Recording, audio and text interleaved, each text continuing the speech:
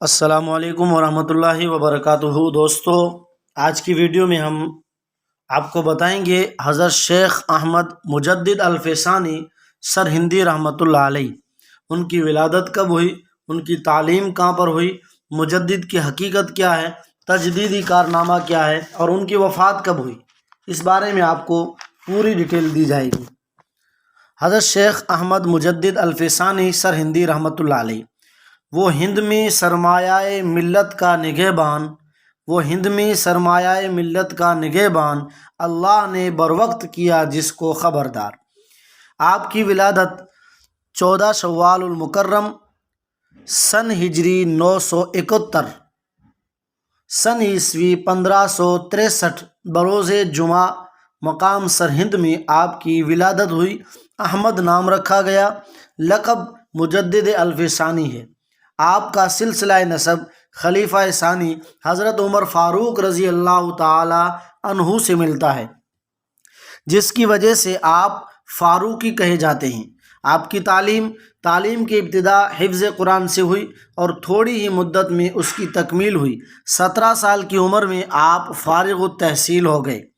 مجدد کی حقیقت یہ ہے کہ ظہور اسلام کے بعد یہ پہلا موقع تھا کہ 1000 سال پورے ہو رہے تھے اور دوسرا 1000 سال شروع ہونے کو جا رہا تھا۔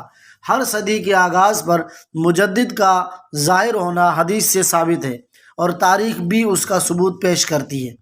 تجدیدی کارنامے یہ تھے کہ 963 ہجری میں جلال الدین اکبر بادشاہ بنا اور پوری نصف صدی تک بڑی شان و شوکت سے حکومت کی۔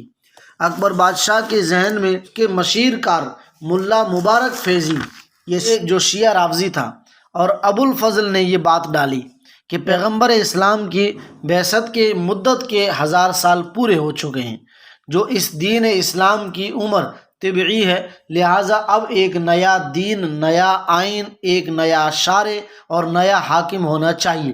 اس عقیدے کی پیش نظر اکبری دین بنام دین الہی کا ایجاد ہوا اور اس دین الہی میں داخل ہونے والے سے اکبر بادشاہ باقاعدہ بیعت لیتا تھا اور کلمہ پڑھوایا جاتا تھا۔ اس میں لا الہ الا اللہ کے ساتھ اکبر خلیفۃ اللہ بھی شامل کیا جاتا تھا۔ اس دین اکبری میں سود، جوا، شراب اور خنزیر کا گوشت حلال تھا۔ گویا ہندوستانی مسلمانوں کو دین الہی کے نام پر ہندی فلسفہ، ہندی تہذیب کی طرف موڑا جا رہا تھا کہ سرہند کی سمت سے ایک پکارنے والے کی آواز آئی، راستہ صاف کرو، راستہ چلنے والا آتا ہے۔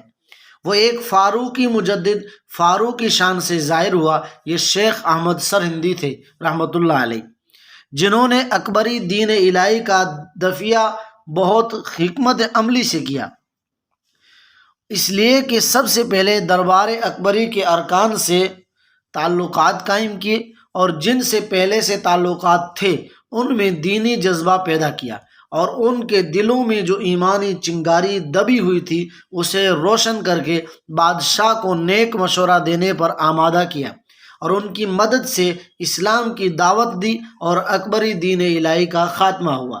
خلاصہ یہ ہے کہ اس وقت تک ہندوستان میں دینی اسلامی فضا بنانے میں 400 برس تک اہل حق کی مسلسل جانی، مالی اور روحانی طاقت صرف ہوتی تھی۔ اکبر بادشاہ چند ایمان فروشوں کے ہاتھوں سے ارتداد کے راستے پر جا رہا تھا۔